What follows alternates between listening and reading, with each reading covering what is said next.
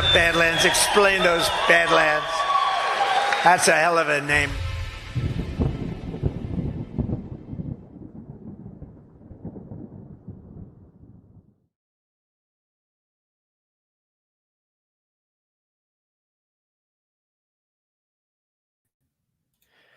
Merry belated Christmas and happy MAHA holidays, everybody. Nate Dogg, how bad did you destroy yourself during the holidays there?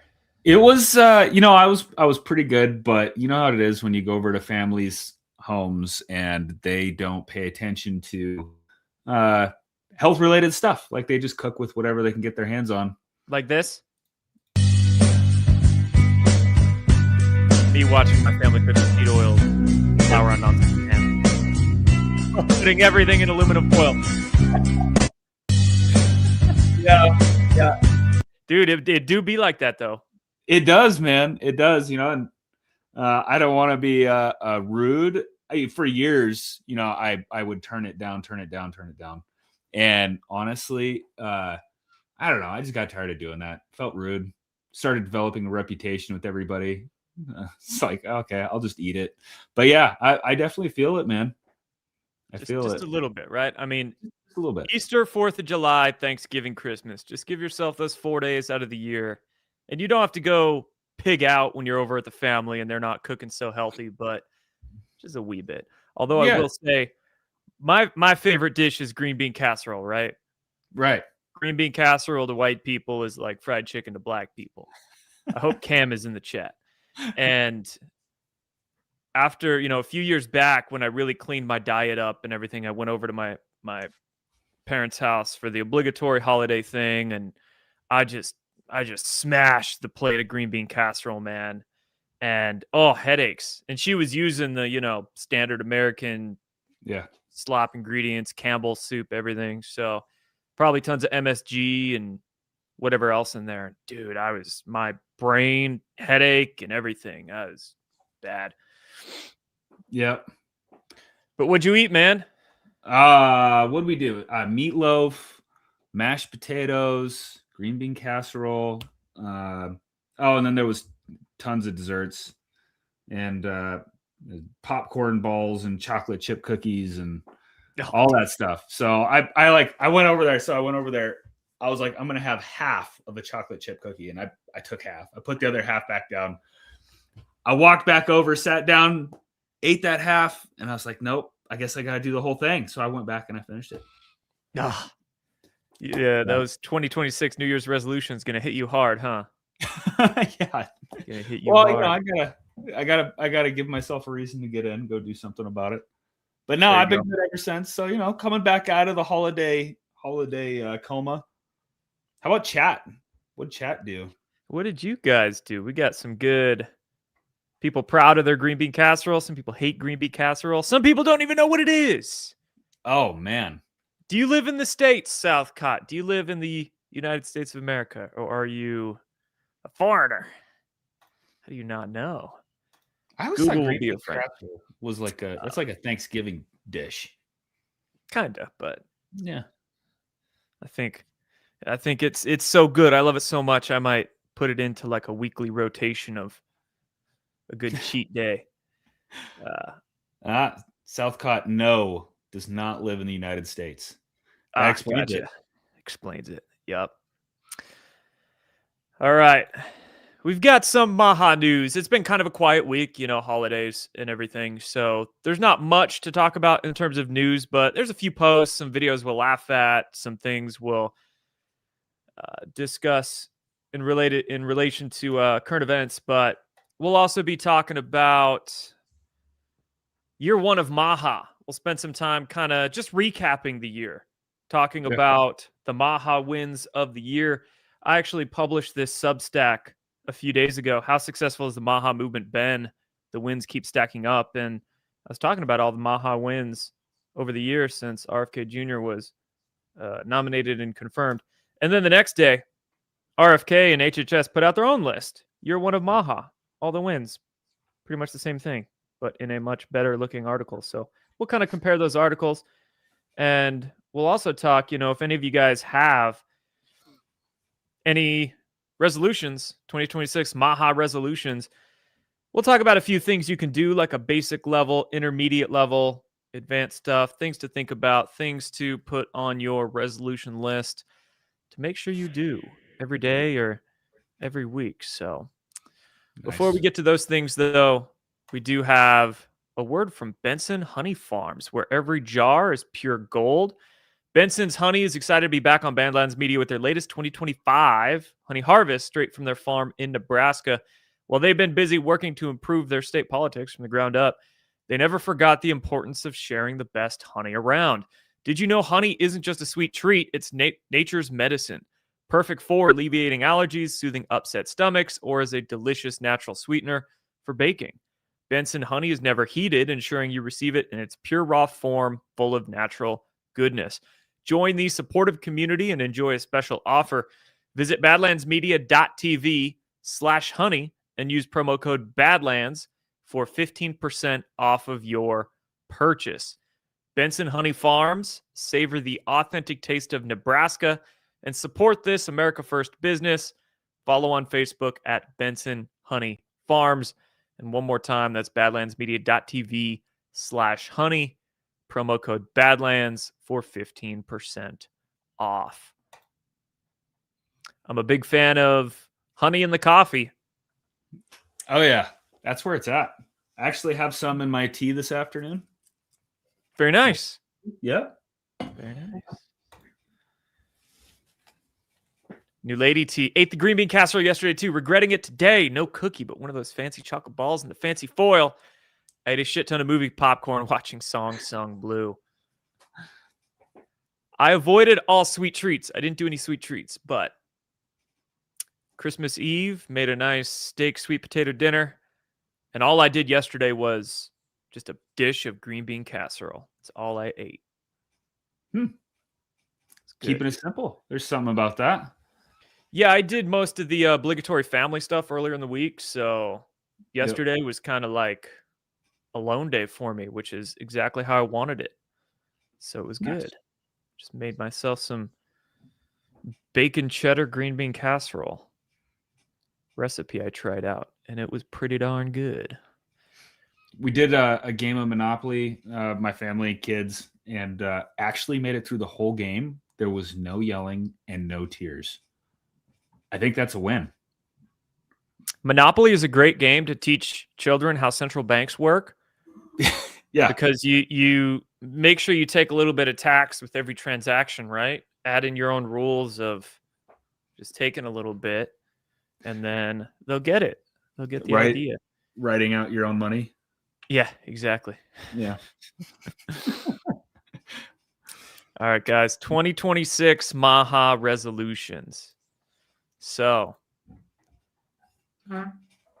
try it out. Try out working your regimen, working your routine with one of these things every single day or every single week. So for nutrition, basic level, we got basic, intermediate, and advanced. If you're trying to make changes and you think you might be in the basic level, start there. Start small. It's the consistency that's key.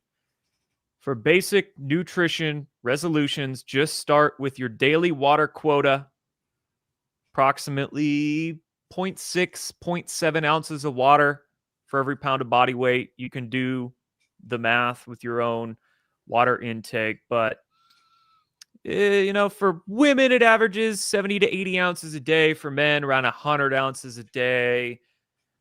But just get your daily water quota in and track your macros every day. That is your protein, fat, carbs.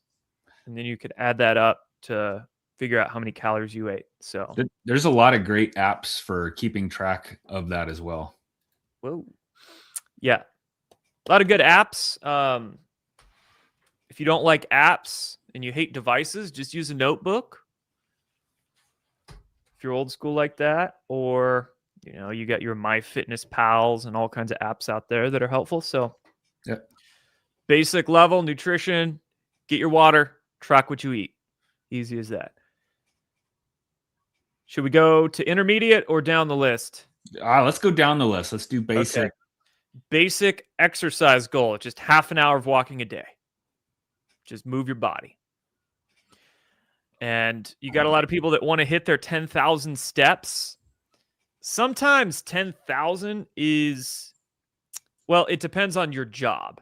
If your job is on your feet, it's really easy to hit 10,000 steps a day. So if you're a waiter, waitress, contractor, anything where you're walking around, super easy to hit 10,000 steps a day. But if you have a desk job or you're driving a lot, 10,000's might be tough to hit, but at least half an hour in the morning, at night, take a couple of breaks while you're at work, walk around. On average, it takes about 2,000, depends on how tall you are and all that, your how long your gait is, but 2,000 steps for a mile. So 10,000 steps a day is about 4 to 5 miles. And in 1 hour, you can hit about 5 to 8,000 steps. So 10,000 steps for some people might be like 2 hours of walking a day or an hour and a half. If you walk for half an hour, you should be able to get in at least 2 miles at a decent pace. So half an hour, 2 miles a day, basic level exercise. Start small. Most people, if they just walked more, they could do great things for their health. Even standing instead of sitting, if you can get a box to put your computer on, if you're working a desk job or something, so you can stand if you're sitting for a half hour, stand for a half hour. That makes a huge difference as well. Yep, exactly. And then basic goals to hit for your mental health, for your intelligence. 10-minute meditation a day and sleep 7 to 8 hours a night. Pretty easy. In that meditation, for me personally, I prefer more active meditation. So running, exercise, playing sports, that kind of gets me into a meditative state. Hiking, whatever it may be. But if you kind of prefer to do just sitting there, static meditation, not thinking about anything, letting your mind go silent, that works too. If prayer is good to put in there, but prayer has your mind putting an intention out there and focused on something. So prayer and meditation are separate things, but good to do in concert with each other. And then sleep 7 to 8 hours. So a lot of people have sleep issues. Do what you need to do to sleep better, whether that be shutting off blue light, shutting off the screens an hour or two before bed, bedtime tea, Epsom salt bath before bed, taking some supplements like magnesium to help your body relax so you can stay asleep, getting a different pillow or some kind of mattress topper or something that gets yourself more comfortable. 7, 8 hours. Most people, they don't sleep well because they don't exercise. If they moved more and got their heart rate up during the day, they would sleep better at night. So, yeah. Only thing I would add to that to help with sleep is to stay away from anything that's going to jack your insulin up, 3 to 4 hours before bedtime. So that's desserts, big old grain dishes, or, beers, all that kind of stuff can mess with your sleep pretty hard. That is a good suggestion. So cut out the carbs, cut out the caffeine, give yourself a cutoff around probably 2, 3 p.m. Cut off that caffeine, and then carbs too, right? So, yeah.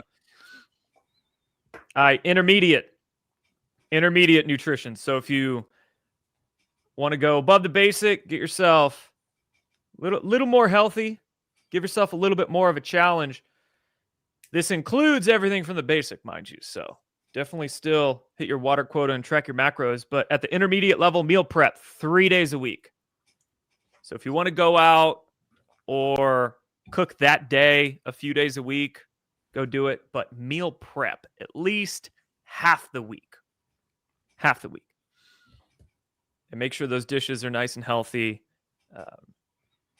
Get some Pyrex glass. Don't put that in plastic or crap Tupperware, but get some glass containers, meal prep, whatever it might be. Some ground beef, some fish, chicken, a little bit of like bean noodles or rice, quinoa, whatever it is. Meal prep 3 days a week. Strength train just 2 days a week. And then cut out those pointless carbs. So kind of to your point there. Yeah. Cutting out the pointless carbs will help with that sleeping and all that. But when I say pointless carbs, I'm talking about the sodas, the crackers, the bags of chips you don't really need to eat. But, and again, maybe you give yourself one cheat day a week. That's fine. Or just cut them out, especially the soda, though. Cut out the soda, the beers. A lot of men don't realize that hops is incredibly estrogenic, more estrogenic than soy. So if you're drinking hops-based beers, even like one a night after work, just to quote unquote relax, I think that's one reason why a lot of consistent beer drinkers get the beer guts and the bitch tits, because hops is very estrogenic. So intermediate nutrition, meal prep, strength train, cut out pointless carbs, exercise. Not only the walking, but also, hops. Hops is the new soy boys. Hops boys. All right. Sad. I love my IPAs. Be a man. Drink bourbon. Yeah.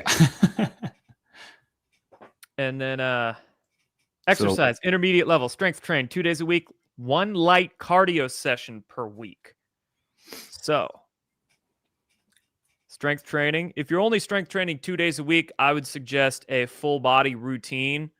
So you work every muscle group, spend about an hour going through like a full body strength training routine 2 days a week. Monday, Thursday, Tuesday, Friday, Sunday, Wednesday, whatever it may be. And then 1 light cardio session. That could be running, bicycling, swimming, about half hour, 45 minutes. Get your heart rate up a bit. Good for your lungs, good for your heart. 1 light cardio session a week. Could be pickleball. Could be some kind of sport. I would suggest a sport because you are more excited to do it. The friendly competitiveness is fun. It's good community building. You're doing it with friends or I'd suggest a sport. But definitely makes it a lot more enjoyable. You look forward to it rather than dude, I play pickup soccer once or twice a week, and I get so excited to do it. Yeah. Like I'm going tomorrow morning at 11, and I'm like super stoked to go. Although for me, it's not really light cardio. It gets pretty competitive, but it's fun. I'll do it until my knees or my hip give out, and then I'll get into golf or something. And then intermediate mental health. Read 1 book every 2 weeks and journal. Some people go for a book a week. And for me, that's a bit much. I mean, you're talking 50 pages a day. That could be an hour, 2 hours of reading a day, which, I mean, would be great. But at least in my schedule, that's a bit much. So plus, if you pick like a thick, big book, then tough to read in a week. Yeah. 1 book every 2 weeks. Seems reasonable. Yeah. So it's like what, like 20, 30 minutes a day? Yeah. Yeah. 20, 30 pages a day. You know, instead of scrolling TikTok when you're taking a dump in the morning, just read a book. And you could probably easily get in 1 book every 2 weeks. And then journal too. So I suggest, I'm old school in a lot of ways.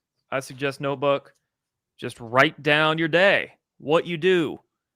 Me, I use my notebook as more of a to-do list, but sometimes I journal some thoughts and things and all that. But just, it's really nice to keep them, and then years down the road, you could look back and it just kind of remind yourself about how far you've come with a variety of different things. Like I was going through some old notebooks yesterday, actually, and notebooks that I found that were about 2 years old. And I was just thinking, oh man, I was working on that 2 years ago, or just kind of shows you how things progress, or reminds you of good times or bad times that are good to think about every so often. So there you go. Intermediate, read a book every 2 weeks, journal.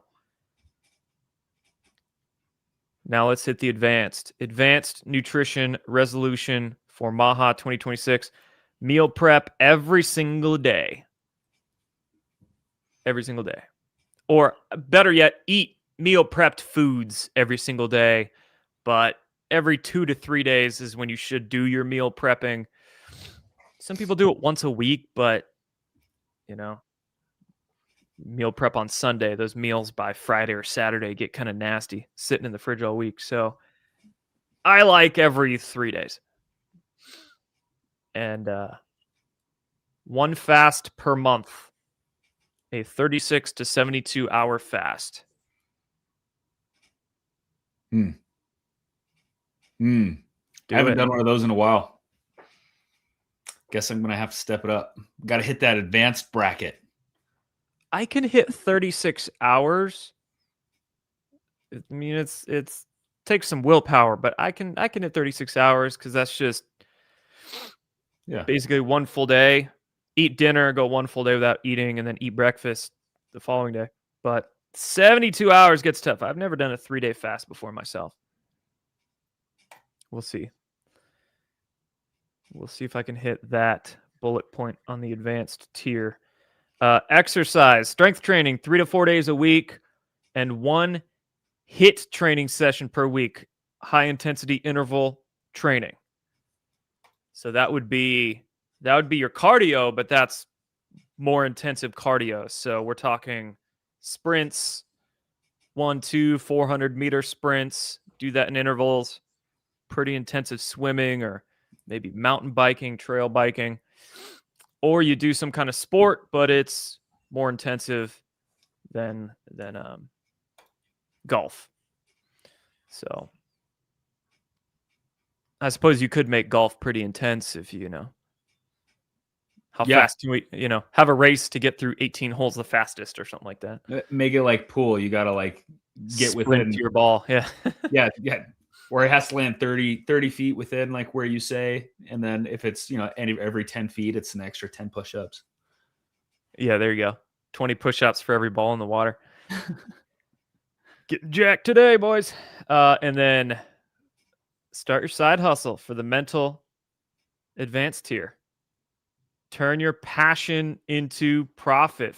I think that is important for people to do just for their spiritual health and mental health too.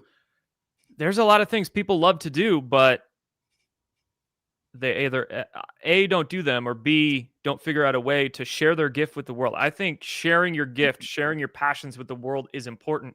Maybe you don't do it for money, but do it to just give away because it helps other people and it makes you feel good to do. So whether that be, I don't know, knitting or crocheting or brewing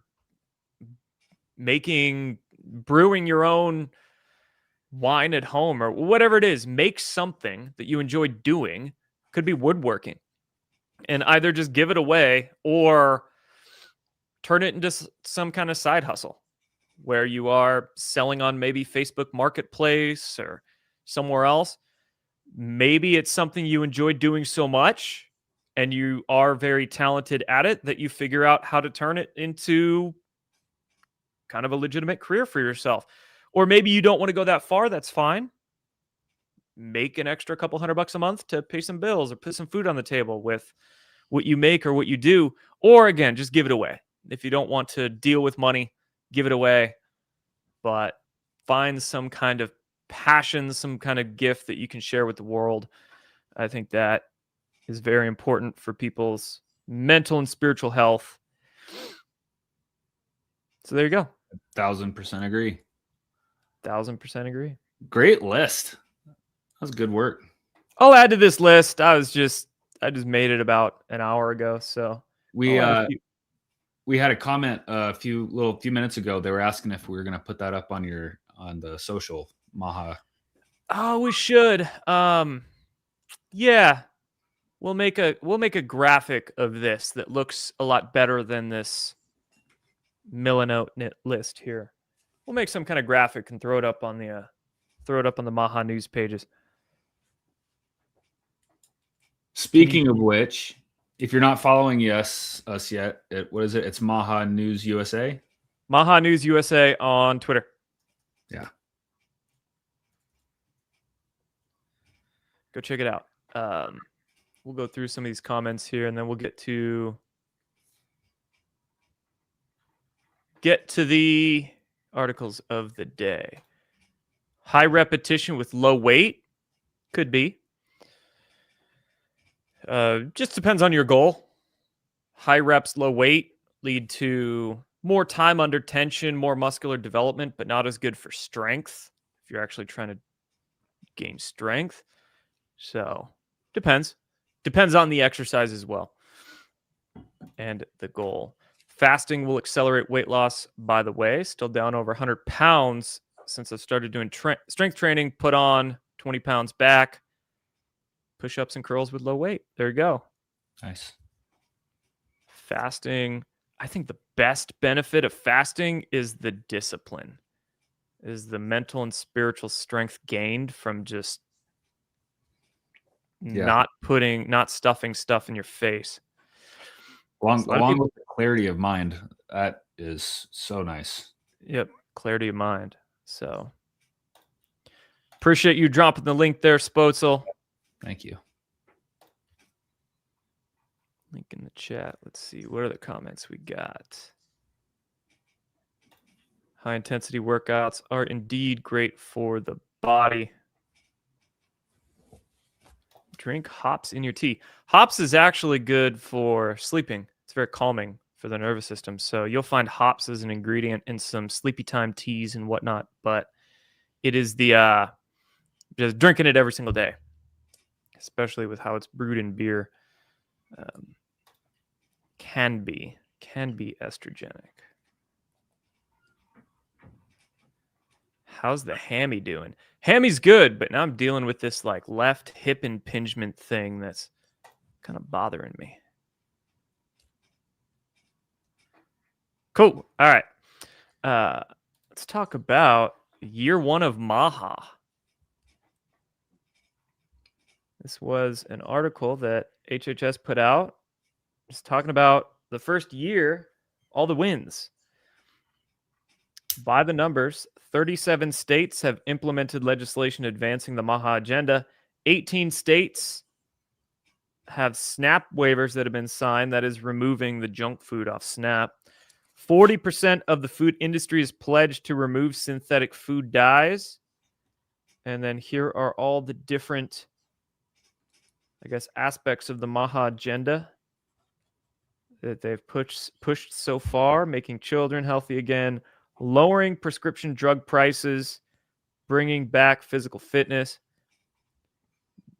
in dairy industry pledging to remove artificial dyes, restoring biological truth, withdrawing from the WHO, cleaning up public drinking water, fixing the prior authorization system, demanding nutrition education reforms.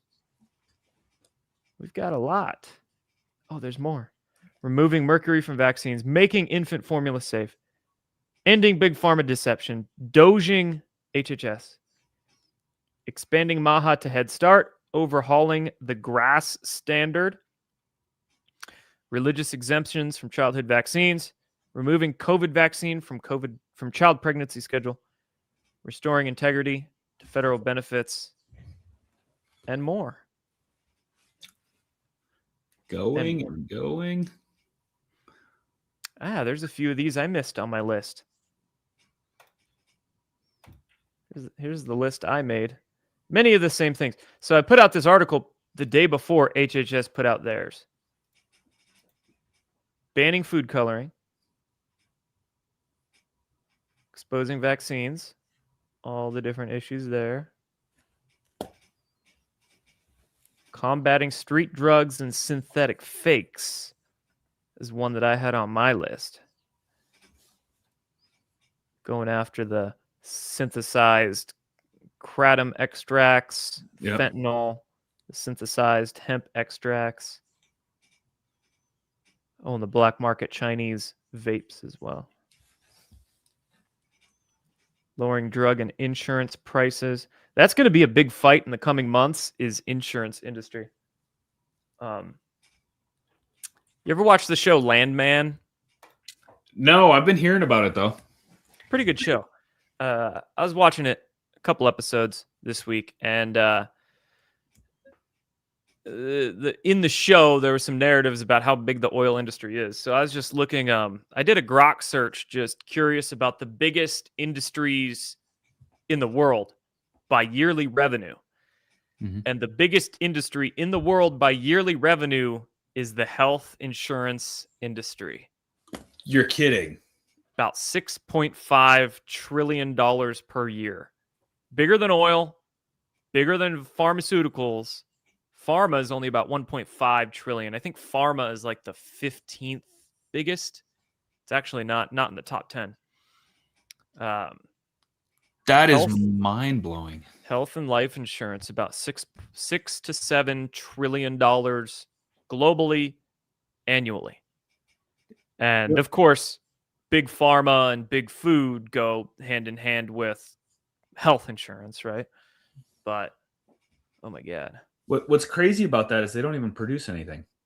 They don't. They're just a financial sector, basically. Wow. I would not have guessed that. Just taking in money and doling out money.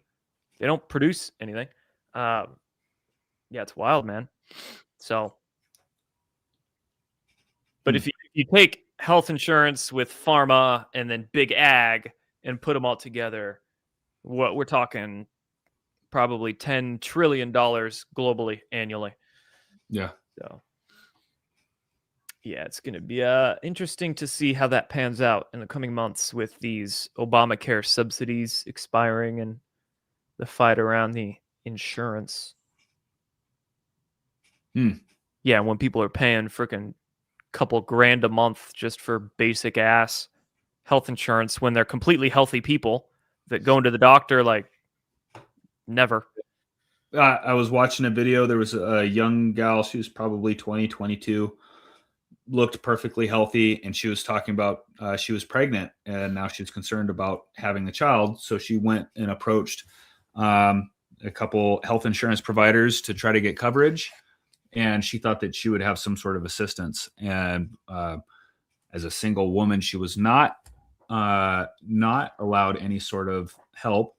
And the cheapest plan that she could find, she said it was like $500 a month, roughly, for coverage. The one that she wanted was like $750 a month. That's mind blowing. Those numbers are insane. Yep. And then you have the examples of, U.S. citizen, like a car wreck happens or something, and then U.S. citizen has to pay more for the health care than non-citizen getting the welfare care. Yeah.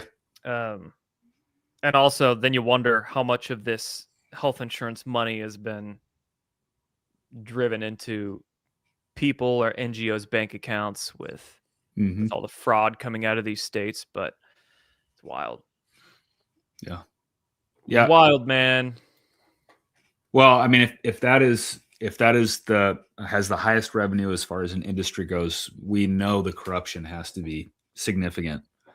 I would have guessed oil would have been number one. That's just mind blowing. Yeah. Oil was like number 5 or 4. Real estate was number 2. Health insurance number 1, real estate number 2, and then Okay. Insurance is the biggest scam besides our government. Hey, I don't have health insurance, and it's like I'm healthy. I haven't gone into a doctor and I don't remember. If I were to pay $500, $700 a month, whatever, for health insurance, that adds up to $6, $7, $8 grand a year. If I break my leg once every 5 years or something like that, it's just cheaper for me to bite the bill of paying out of pocket than paying all this money for health insurance. That's how much of a crock of shit it is. Yeah. So Well, hopefully we see some. I mean, it seems like they are addressing that, and like you're saying, Obamacare, a lot of that is coming to an end. Is that what you're saying? Some of those subsidies, I think, are about to expire because they were 10-year. I think 10-year subsidies and signed in 2015, 2016, something like that. So I believe some of those are about to expire come, I think, the last day of this month or early next year. And so I have heard them talking about kind of going back to, I think, what we had 20, 30 years ago is more like membership insurance, or not membership, but yeah, it's like group membership coming together as far as making that available as an option for people. I think that would be wonderful if we could get that back down, get it reasonable again. Yeah. All right, let's get into this news. Aligning United States core childhood vaccine recommendations with best practices from peer-developed countries. This is huge. Yeah. Memoranda for Secretary of HHS, that is Kennedy, and Director of the CDC. Essentially, this whole presidential memoranda from Trump basically says we are the most vaccinated country. Our children in the U.S. are the most vaccinated around the world. Yet in countries in Europe, like Denmark and Germany, they vaccinate for just 10 diseases.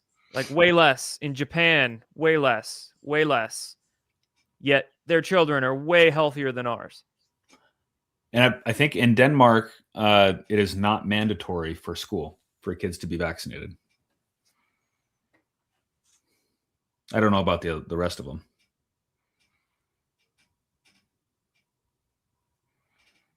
Our current U.S. vaccine recommendations depart from policies in the majority of developed countries. So yeah, essentially, they're looking at redoing the whole childhood vaccine schedule and then making it not mandatory either. Here's Aaron Siri. Where did that go? Oops. I did not want to get rid of that tab. My bad. Hold on a sec here.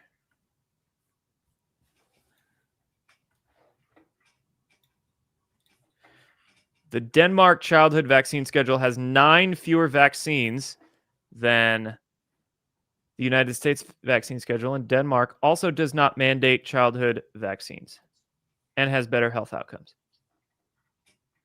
So that is the point he was making. And then our good friend, former FDA director Scott Gottlieb.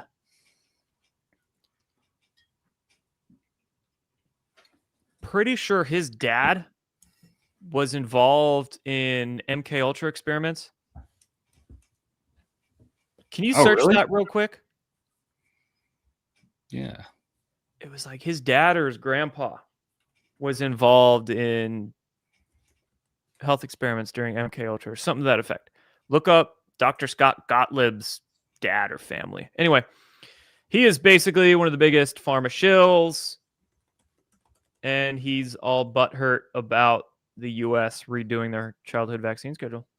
I think this is really about, quite frankly, liability. If they move away from recommending these vaccines and move them to a different configuration on the CDC schedule called shared clinical decision-making, there's a question of whether or not they will still have liability protection under the Vaccine Injury Compensation Program, so whether people will be able to seek compensation through the VICP or they'll have to sue manufacturers directly. And a lot of, Secretary Kennedy's trial lawyer colleagues want to be able to sue the manufacturers directly and not have to guide parents through the Vaccine Injury Compensation Program. And in fact, they were on Twitter this weekend saying that. They were talking about a number of the people close to Kennedy on the outside who work in the trial lawyer community. We're talking about the fact that if these get moved off the recommended schedule, it will waive the liability shield that is currently in place, that was put in place to entice manufacturers back into the space. I will say this is an open question. There's arguments on both sides of this question whether or not these vaccines will still fall into the VICP. It's going to get litigated. They may have to go through rulemaking. So this is an open question. I bet you money this guy goes home and kicks his dog.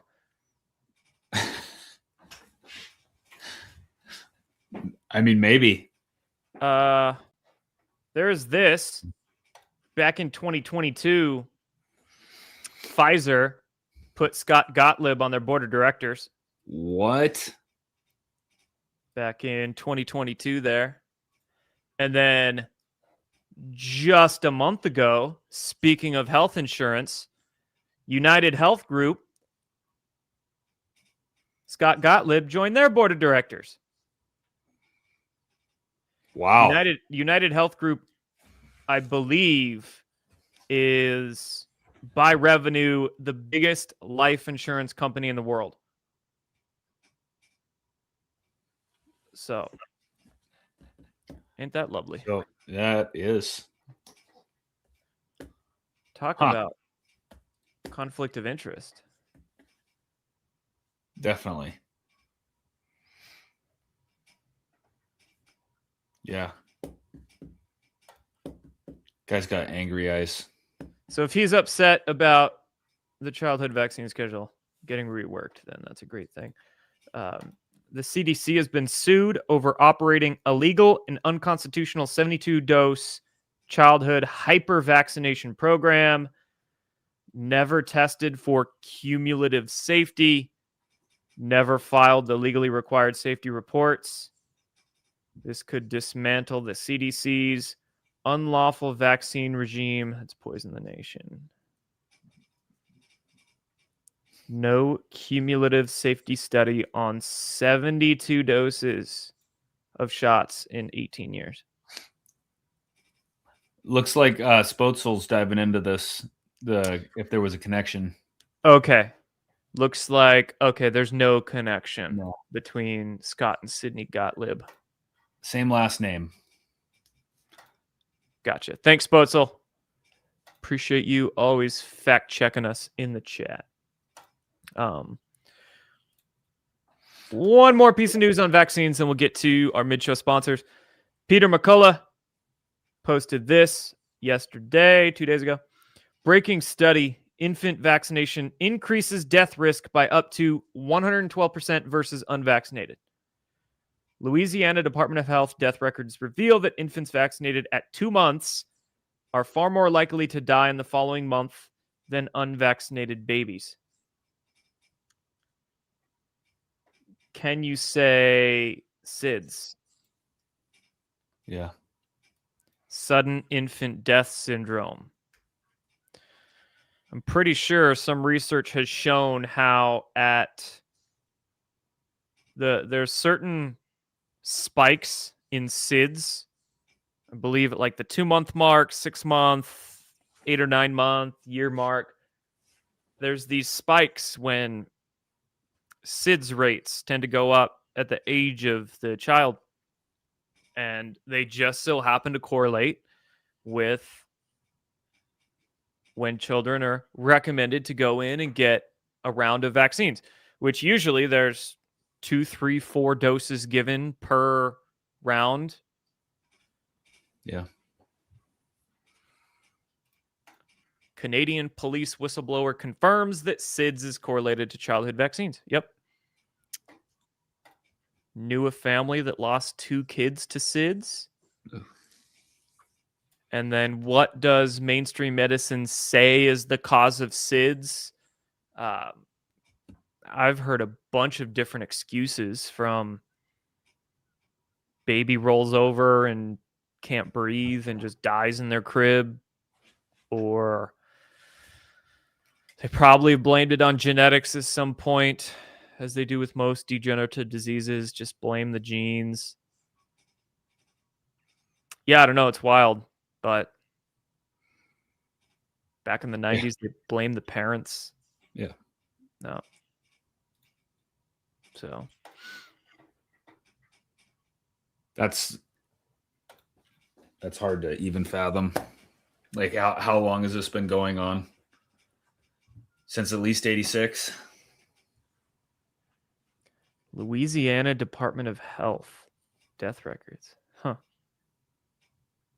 It's funny. Isn't that super rhino big pharma shill senator from Louisiana.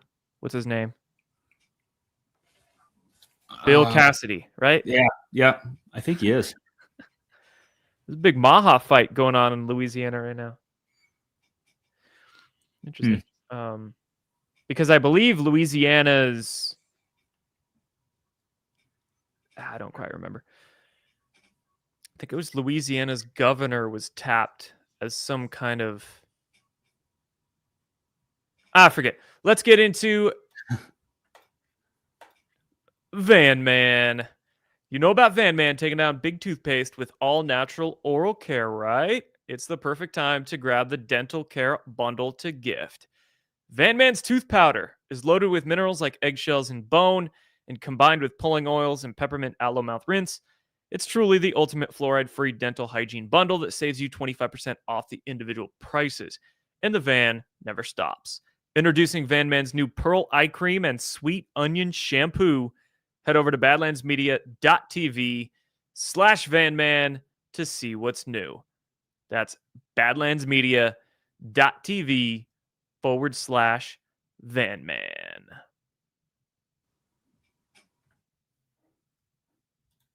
Before skincare went synthetic, people used something simple, something real. Tallow. Grass-fed and finished beef tallow is packed with vitamins A, D, E, and K. Nutrients your skin actually knows what to do with. It locks in moisture, restores elasticity, and defends against winter dryness. No water, no preservatives, and no BS. Unlike plant oils or chemical creams, tallow mimics your skin's own structure. Elbows, hands, knees, post-shave, anywhere your skin's crying for real moisture. Perfect for gifting or keeping your own skin soft when the cold hits. Visit softdisclosure.com and use promo code Badlands for 15% off. Ancient Care, modern truth.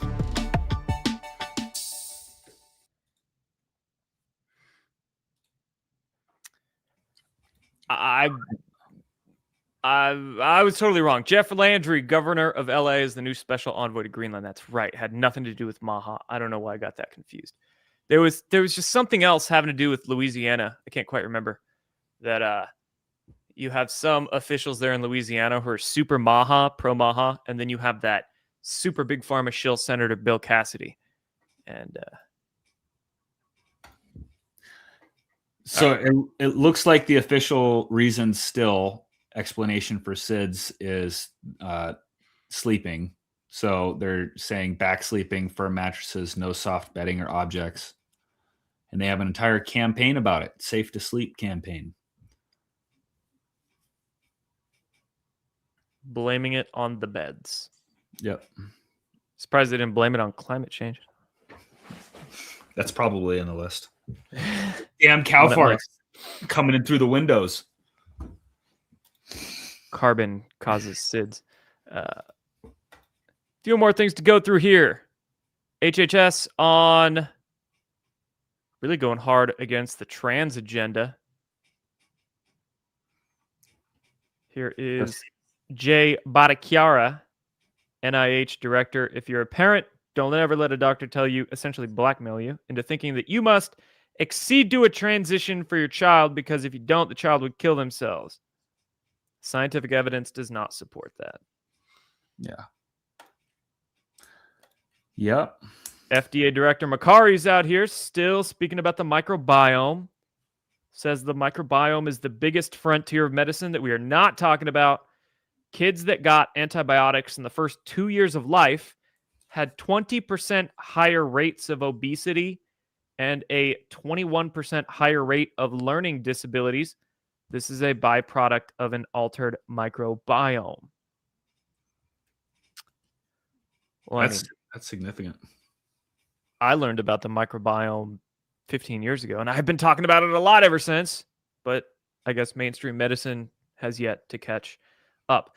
Yes, the majority of your immune system is based out of your gut. You have a lot of neurotransmitters that are actually made by the good bacteria in your gut. There's a nerve, the vagus nerve, that connects your gut to your brain, and it's crucial.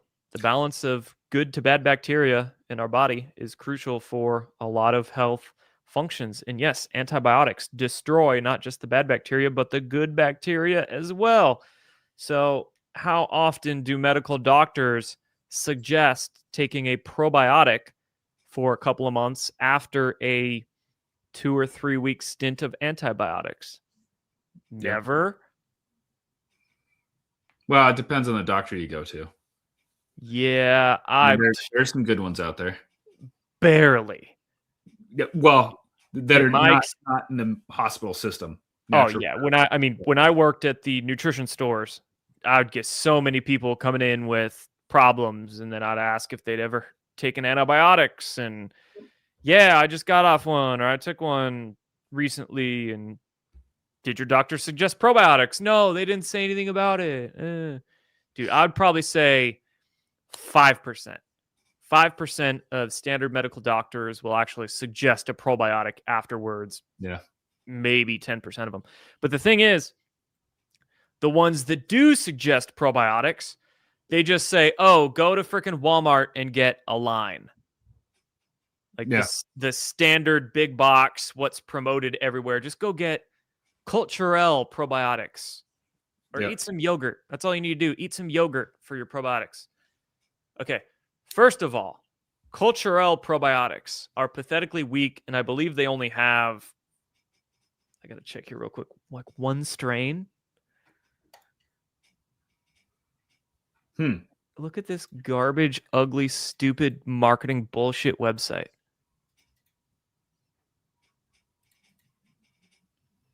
That's your chief wellness ambassador for Culturelle probiotics. Can you look up real quick who Culturelle is owned by?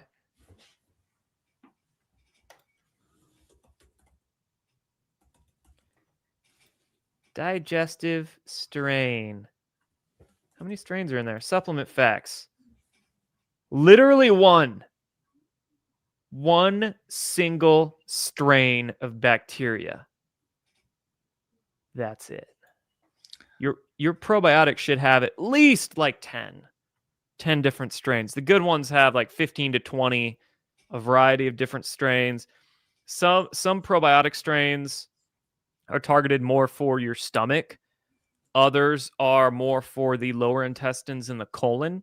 So that's why having a multiple strain probiotic is mo better. And you also have just this other shit in there. Titanium dioxide for color. Culturelle is terrible. Also yogurt. One capsule of probiotic is equal to like a gallon of yogurt. You can't eat enough yogurt. Plus a lot of yogurt has added sugars and shit in it. You can't eat enough yogurt to get like a good bacterial load from it, at least for after taking antibiotics. Yeah. So it looks like Culturelle is owned by DSM Firmenich. And Firmenich is owned by some shareholders such as I've got Amerifit Brands.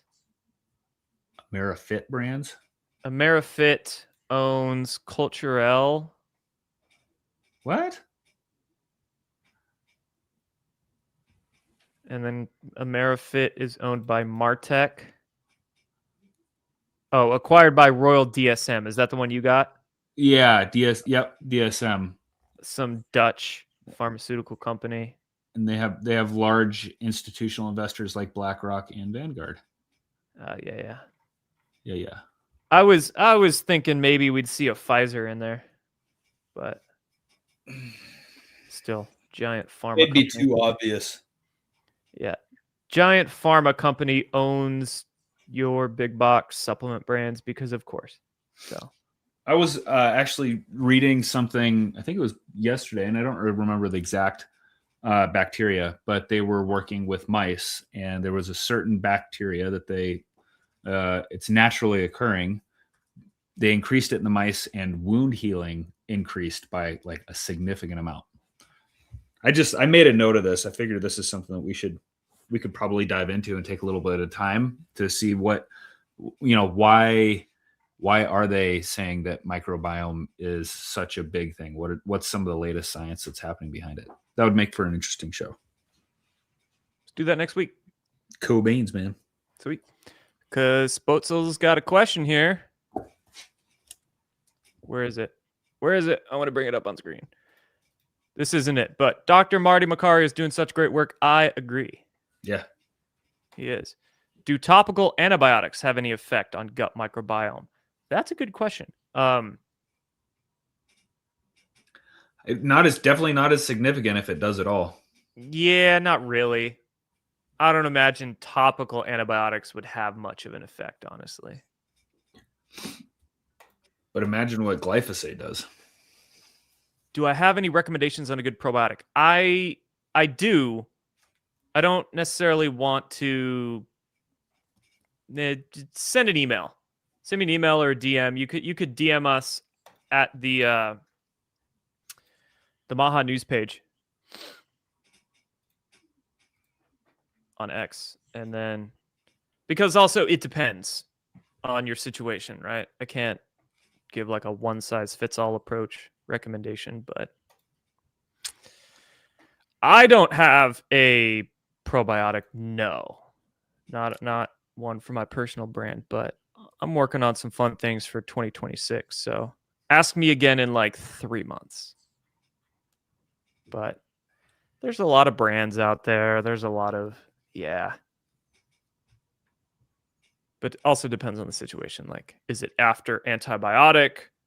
If it's after an antibiotic, there'd be a different one I'd recommend for just like daily maintenance or cleansing. Probably a different one I'd suggest during like a cleansing fast as well. So let's see, what do we got next? Speaking of the microbiome, Nicole Shanahan on Steve Bannon's show. Speaking of the soil microbiome, because not just our bodies, but also our planet has a very specific bacterial balance that it needs.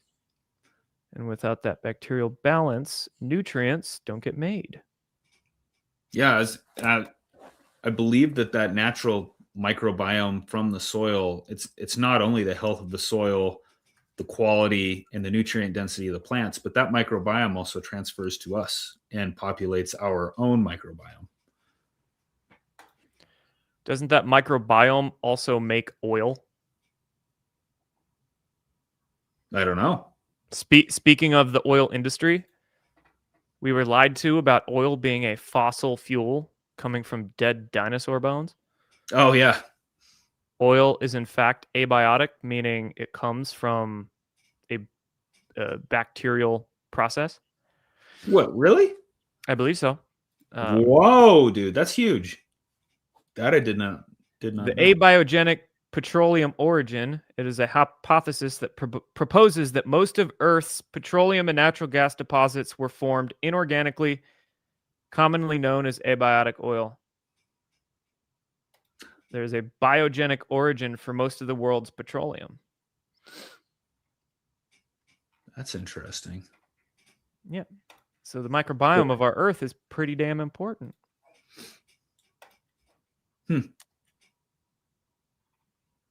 All right. A few more things. The Trump administration protects U.S. national security by pausing offshore wind farms.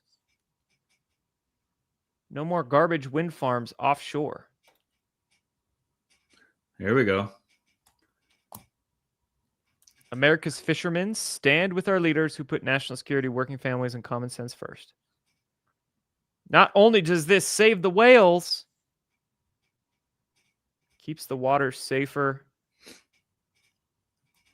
Windmills are such trash, dude. Yeah, there's in this they mentioned something about evolution of adversarial technologies and the vulnerabilities created by large-scale offshore wind projects. And I was like, well, what does that mean? Like, what are they concerned about as far as like how is this a vulnerability?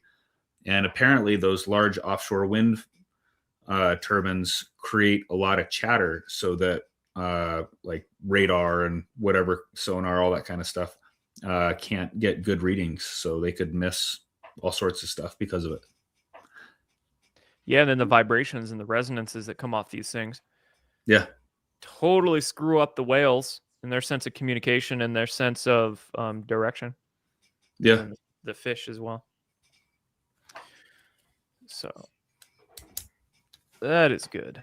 Speaking of protecting the animals, last week HHS launched an initiative to end animal testing. There are 100,000 monkeys, primates, non-human primates, that are in primate labs around the country for research purposes. There's another 20,000 that are imported every year, and we're very concerned about that. We're trying to put an end to that completely. And the badge of a really humane nation is the way that it takes care of its animals. One of the things that we're doing is that we're 100,000 monkeys. And I wonder how many dogs and cats and whatnot. Ask Fauci. Rats and mousies. It's wild, man. Yeah. So how are they? If they're, I can't help but wonder, how are they gonna? Does this still allow them to do studies with rabbits and mice and all that kind of stuff, or is that interrupting? No. That'll I be wonder how AI could help with drug testing. If you could create some kind of program or AI generation where you could have effectively a quote unquote real world study, but done virtually. I don't know. Yeah.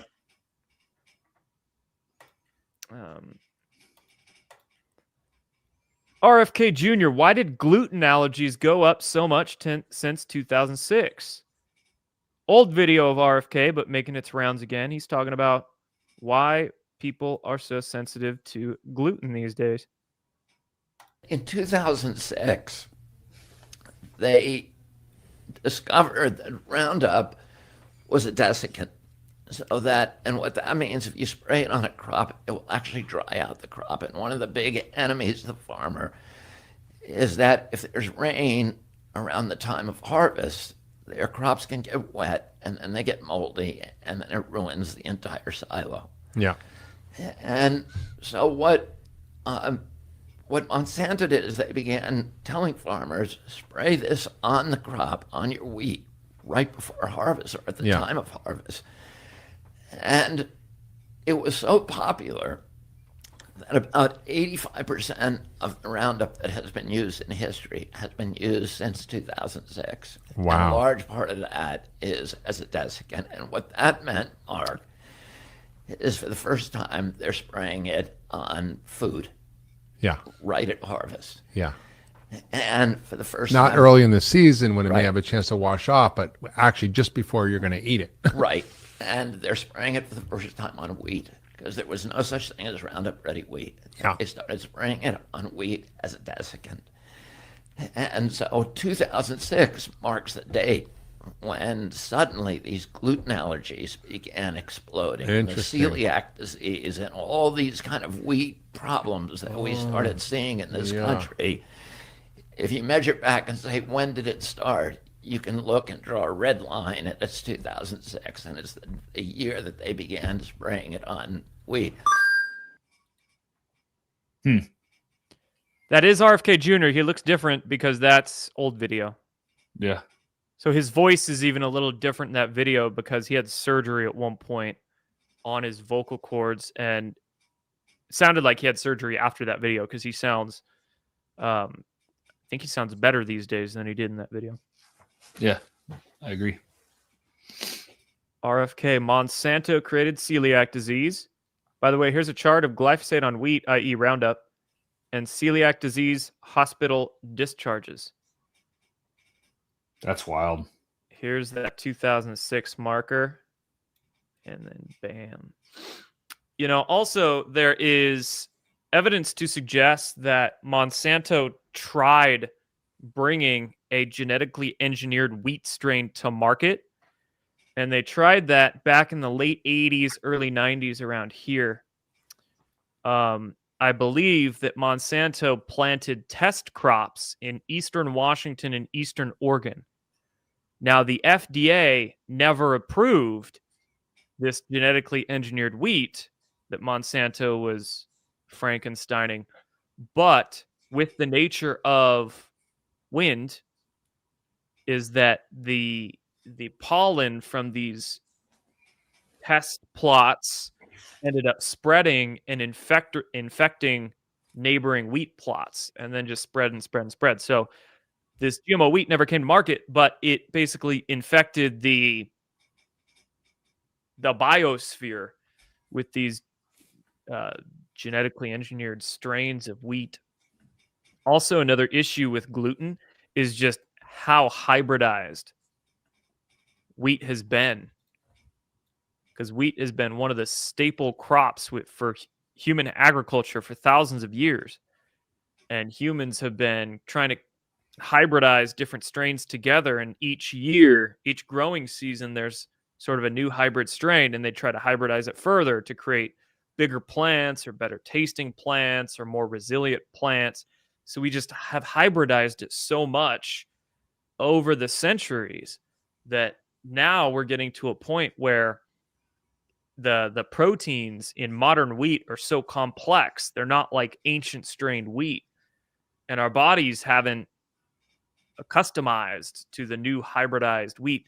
I think the same thing is going on with pot, in that growers are hybridizing pot too much too fast, and it's creating these super high THC, super complex, potent plants.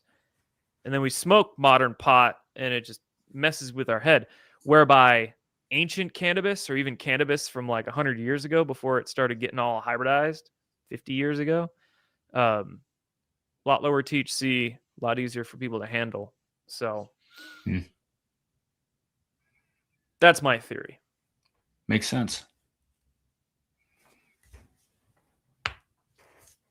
I mean, the same thing with freaking a lot of these crops, like bananas that we buy in the stores. They're real bananas, and they're not genetically engineered, but they're very hybridized. Like ancient heirloom bananas are bitter, they're smaller, they're like greenish. They're not these big yellow, sweet, delicious things. Same thing with apples. Heirloom apples are smaller and more bitter. A lot of modern fruit is incredibly sweet, full of a lot more glucose than it normally would be. And I think a lot of, not all, but some people's allergies and also their health issues are caused in part by this hybridization of these crops. Yeah. Chat says can't eat bananas anymore. Hurts your belly. They're so like, these fruits are so loaded with sugar, and they're not supposed to be. I can't help but wonder if Mother Nature doesn't have some sort of a fix for that. Like, you can only mess with it for so long before. It's called death, Nate. It's called death. Well, I mean, like I don't know if you've heard about this.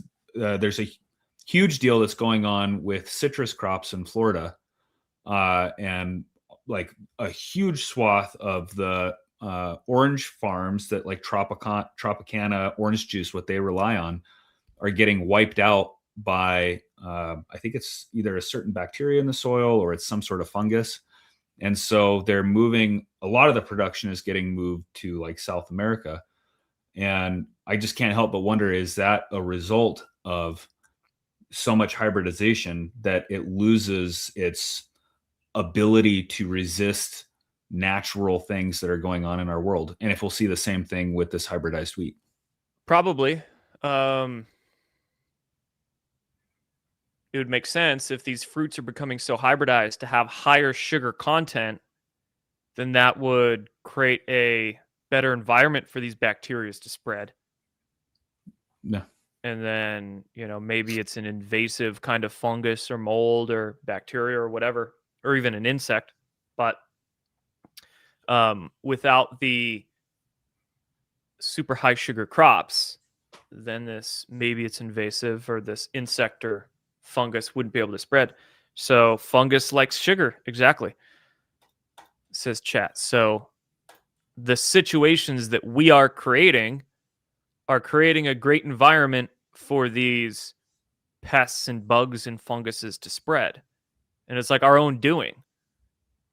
And then we don't want to stop what got us into this mess.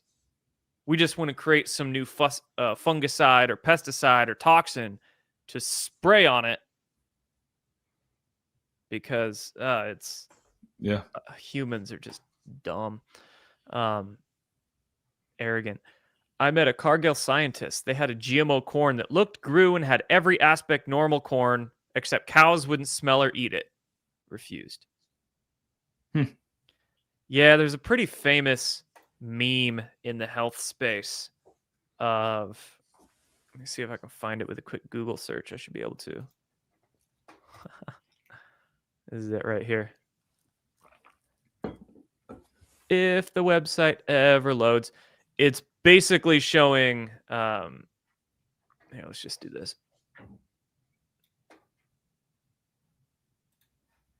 Like somebody did a test with GMO and organic corn to see what a squirrel would eat.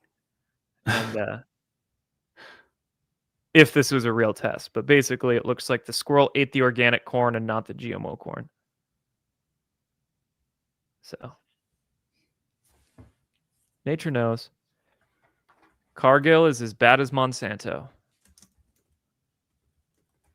The 4 big biotech companies, each of these industries has been centralized into like 5 corporations, whether it's defense contractors, media,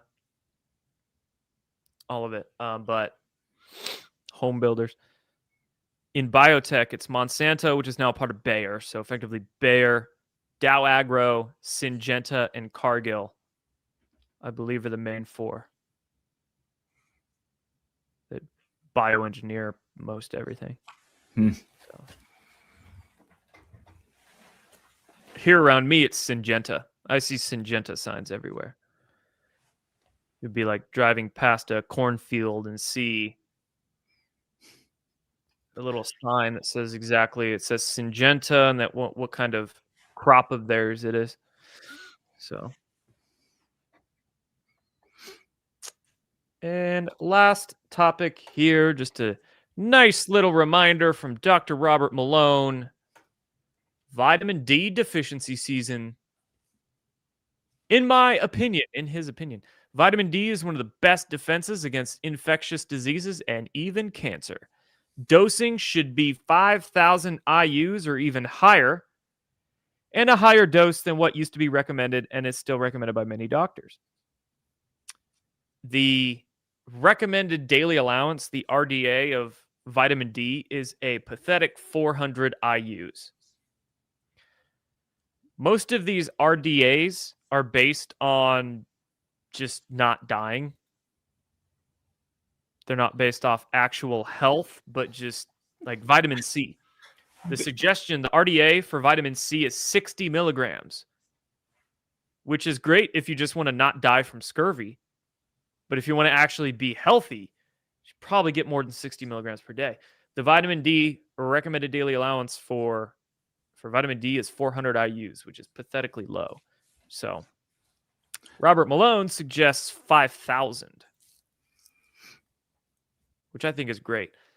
I recommend 5,000 through the winter months. And then during the summer, you could lower it to maybe 1,000 or 2,000, depending on how much you get outdoors and get sunlight on your skin. But yeah, 5,000 for 2 or 3 months during the winter. Then during the summer, you could do like 1,000 to 2,000. Robert Malone says vitamin D works best in balance with zinc, vitamin A, vitamin K, magnesium. And vitamin D2 is not well absorbed by the body. Poor substitute for vitamin D3. Quick tip. If I have like a blank, do I have a blank screen I can write on? Okay, here. I'll write on this. So if you're looking for a vitamin D supplement, vitamin D2, we'll start with Ergo. We'll start with Ergo calciferol. Can you see that on the screen? Yeah. Okay. I'm trying to write as fast as I can, but make it legible. So vitamin D2 starts with Ergo. B3. Vitamin D3 starts with Cola calciferol. So if you're buying a vitamin D supplement, look for the one that says that. That's D3. Pro tip. Nice.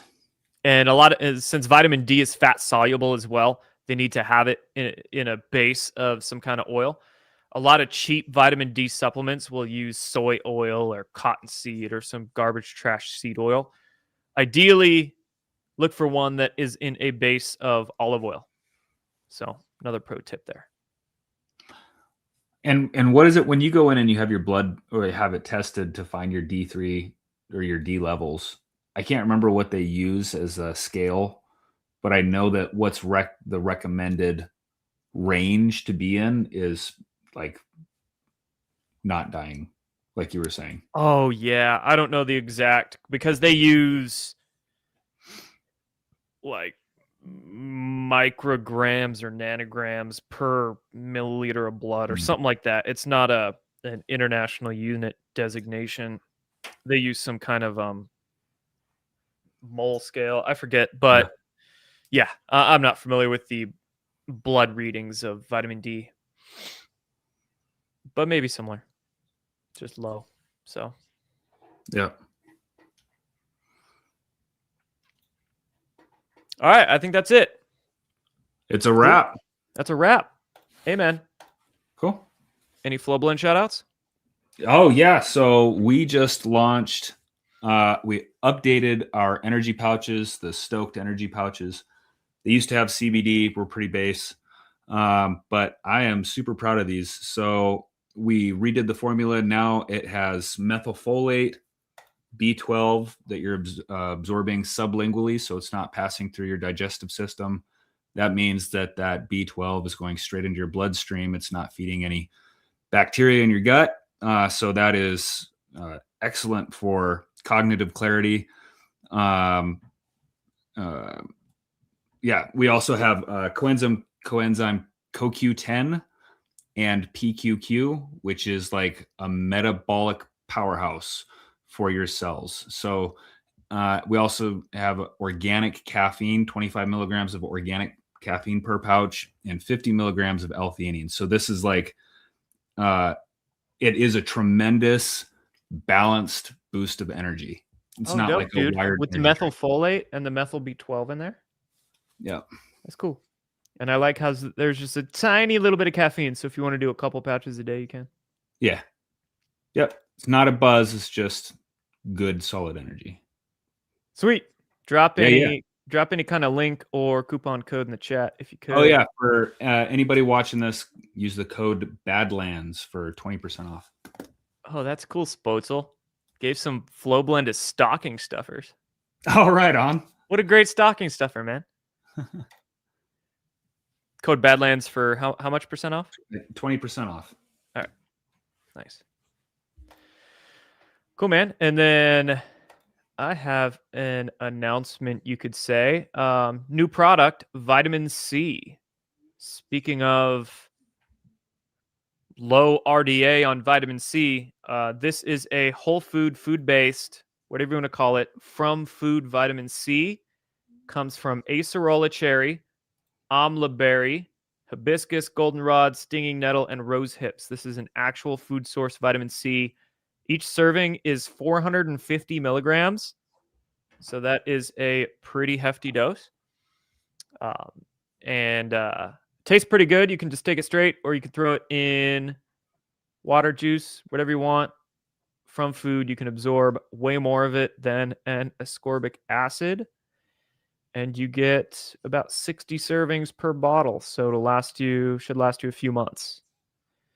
That is and then epic. I'll drop the link to this and a coupon code in the chat. You can use code CS10 for 10% off. And yeah, I've got a lot of changes, some fun stuff coming in 2026. I will be looking at bringing in vitamin D, probiotics, things like that. That's quite a few months out. I'm redoing the website right now as well. So Looking forward to seeing that. next year of some fun stuff.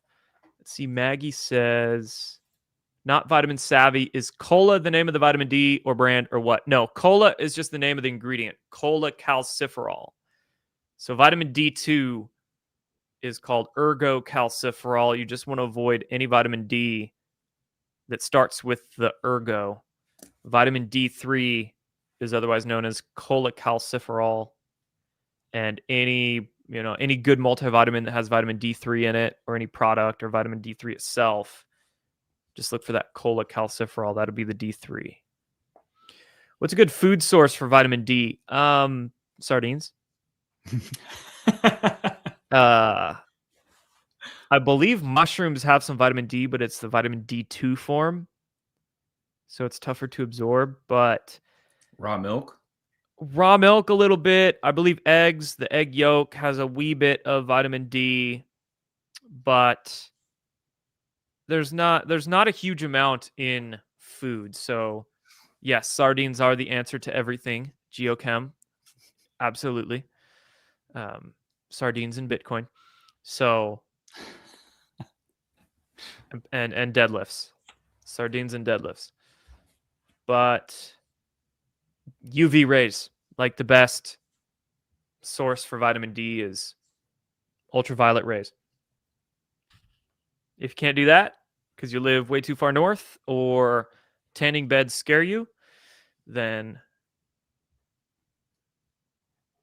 supplementation.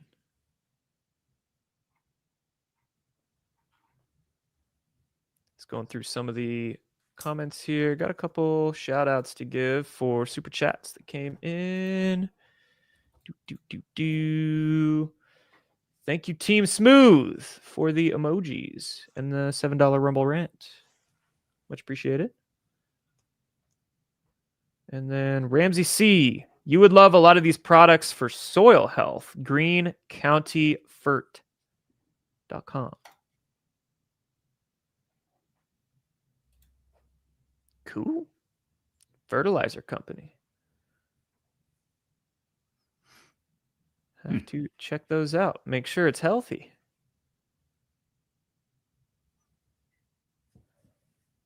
I don't know. That looks like a creepy word. Some of those words look creepy, but maybe their fertilizers are all right. I'd have to check them out. I am not a fertilizer expert by any means. I'm just judging a book by its cover here. Let's see. Spotzel dropped us a link to an op-ed from Brooke Rollins and Kennedy. Agriculture and HHS secretaries. President Trump delivers a huge win for healthy farming. Well, that's cool. Brooke Rollins and Kennedy writing this op-ed for Newsweek. Talking about, that regenerative agriculture pilot program from the USDA. Nice.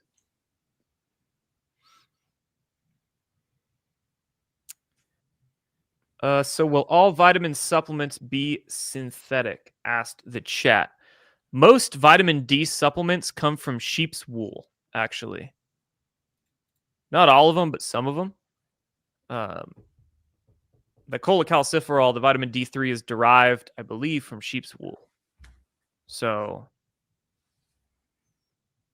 technically they do have to be processed, but also technically they come from quote unquote natural sources. So the answer to this would be no and yes.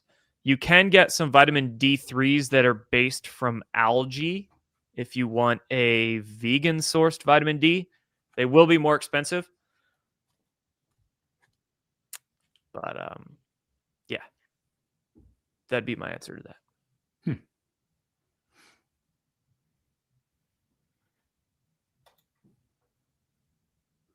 Cool. All right, guys. I think that finishes it up for us here.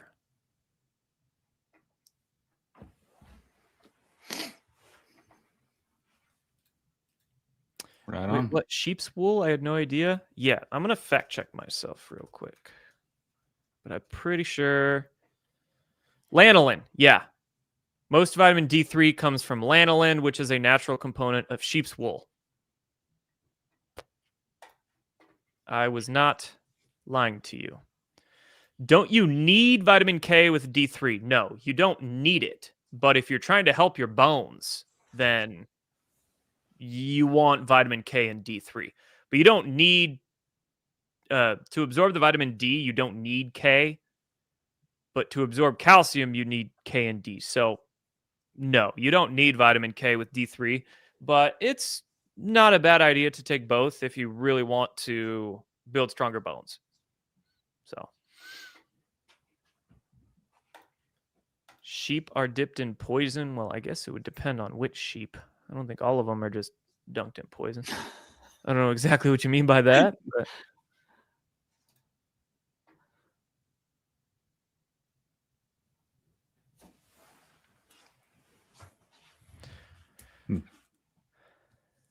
still checking out some of the comments here.